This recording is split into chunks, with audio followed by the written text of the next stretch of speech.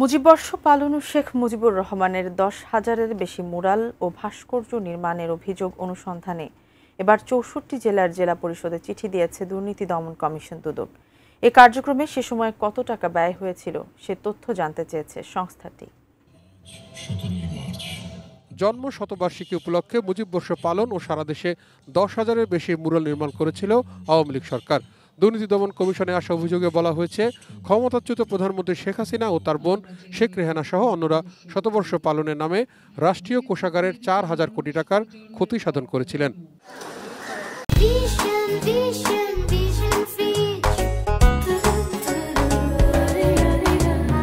বিপুল পরিমাণ এই অর্থ অপচয়ের পিছনে কারা জড়িত, কিভাবে তা ব্যয় করা হয়েছিল তা খুঁজে বের করতে 64 জেলা পরিষদে চিঠি দিয়েছে সংস্থাটি। ইতিমধ্যে বেশ কিছু নথিও হাতে পেয়েছে এ সংক্রান্ত অনুসন্ধান দল। সারা দেশে সব প্রতিষ্ঠান বলেন সকল জায়গায় যে মুরাল নির্মাণ করা হয়েছিল, রাষ্ট্রীয় অর্থের অপচয় এবং যে দুর্নীতি অনিয়ম হয়েছে, এটাই মূলত দুদক অনুসন্ধান করছে।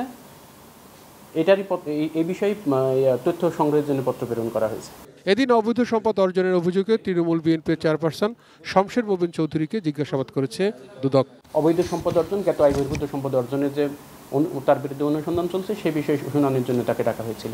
শমশের মোবিনের সম্পদের খোঁজ নিতে বিভিন্ন দপ্তরেও চিঠি দেওয়া হয়েছে দুর্নীতি দমন কমিশনের পক্ষ থেকে। Towhid Sourav, ATN news, Dhaka.